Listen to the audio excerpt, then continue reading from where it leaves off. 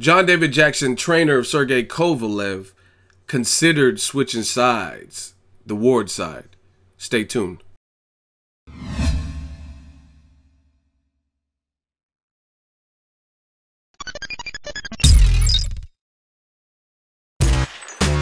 Boxingego here. If you like this video, make sure you hit the like button and also subscribe to the channel and hit the bell icon on the top of your screen to get notified when the latest new content drops.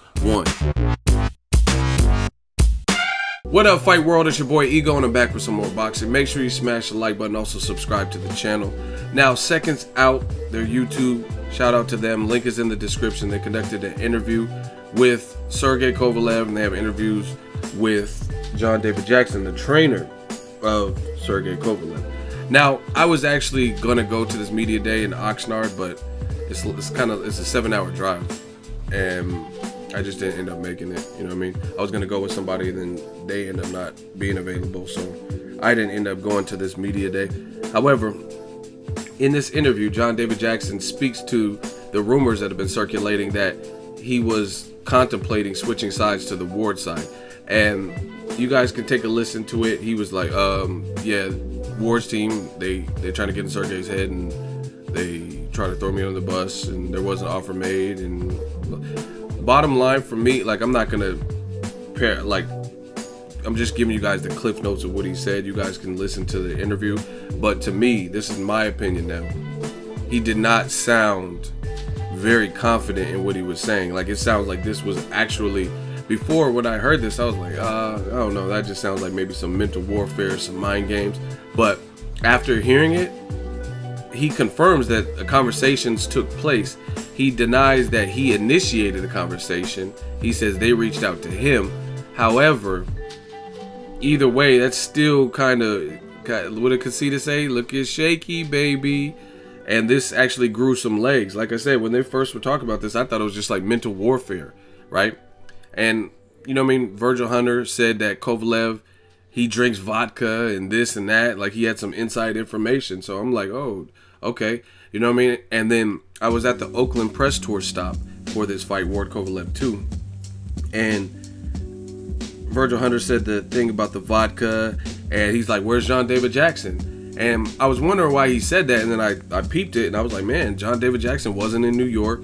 He wasn't at the LA stop. He wasn't at the Oakland stop. So that's kind of weird. And then Kathy Duva got real mad and hasty and responded real quick. Oh, he'll be here. Don't worry. Where were you in New York? Right? So I'm like, what? I wonder why he brought that up. It sounded like he had like some inside scoop. He was revealing all this stuff about Kovalev and too much vodka and no John David Jackson. They were looking for a fall guy and bringing in other people. So it's kind of, to me, this is my opinion, the Kovalev camp, they've been losing the psychological mental warfare. Now, this doesn't indicate who will win the fight because both fighters, Ward and Sergey, are both very good fighters. And the first fight was controversial to some. So it's not necessarily an indication, but I told you then, and I'm going to tell you guys again, when I was at that Oakland press tour stop, I really feel the mental warfare was going the side of Ward, right? And it's not because I'm from the Bay. That's really what I seen, because Jay Prince kept calling him Sergio and everybody's laughing, and then he basically said, we in the Oakland, aka town business, so you better keep it boxing. He kind of like subliminally, subtly threatened him, like, keep it boxing. You talking this rah-rah stuff, you'll have your opportunity in June, but keep it boxing, because we in Oaktown and they don't play that, right? Virgil Hunter did the vodka thing and had everybody like, oh, you know what I'm saying? And also the John David Jackson. So very subtle but strategic mental warfare.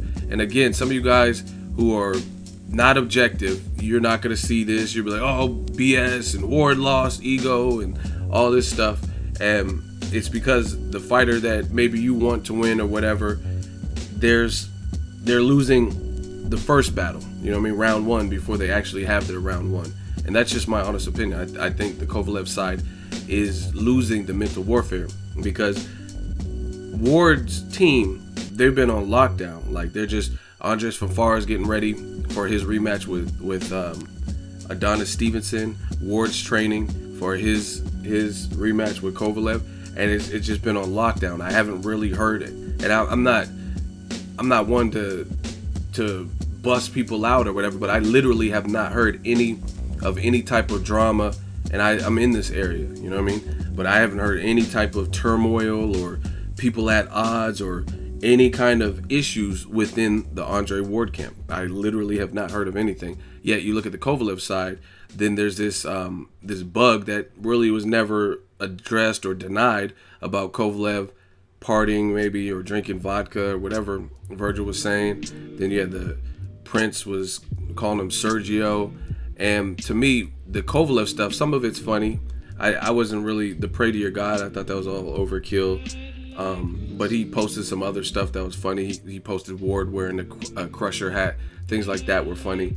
But a lot of the Kovalev approach is very cliche and it's very predictable, right? Meaning, like, there's interviews from today. Kovalev is saying, "Oh, Andre Ward, he hits like a 25-year-old girl," like that. Like, you know what I mean? Okay. That's like too cliche. That's too predictable. Okay, he slaps, he hits like a woman, you know what I mean? But the stuff that Ward's doing is a lot more methodical and it's a lot more strategic, and that's what I really see, because it's things, they're revelations there.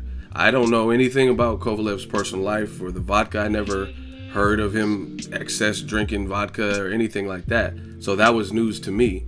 And the whole John David Jackson thing was like, whoa, like, you know what I mean? That was out of nowhere. I never even contemplated John David Jackson coming to the dark side or switching sides or jump ship and all that. And he wasn't there. So and the way John David Jackson responded, he didn't really sound confident. The link is in the description. To me, he did not sound confident. He was like, okay, they want to throw me under the bus. They reached out to me, but still, it's like, why would you even be, if you're comfortable with your situation, why would you even be negotiating any type of deal with the quote unquote enemy side? Why would you even be on like terms like that? You know what I mean? That would be like Chepo or Eddie Reynoso contacting Abel Sanchez or Tom Loeffler, and Reynoso is thinking about training Golovkin, or even hearing what Team Golovkin has to say about it, like bringing in Eddie Reynoso as a secondary, a chief second. You think Canelo seems very loyal to his team, and his team seems very loyal, so I can't really picture that. You know what I mean? So it's a really unique situation. Like I said, I can't picture Eddie Reynoso doing a side deal or potentially even being on the phone with Abel Sanchez to go to Big Bear to help Golovkin, and they haven't even fought. Sergey Kovalev and Ward fought 12 rounds, and it's disputed from some. So the fact that the conversations happened after that, that's kind of weird. Canelo and Triple G have never fought other than sparring, but they never fought a pro fight before. So that would be extremely weird if Eddie Reynoso was even hearing out an offer from the Triple G side. So you guys can say whatever you want.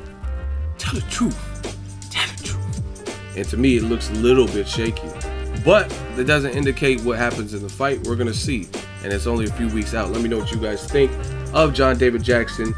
Link in the description. Drop it in the comment section. Make sure you share the video, like the video as always. Hate, comment, and subscribe to this video. So if you enjoyed this video and want more content like this on the channel, you can show your appreciation by going to the PayPal donate button or the YouTube support button, and you can donate any amount that you feel is equivalent to the value of this video. Much more to come. Thank you guys for your support. Boxingego, the future of boxing.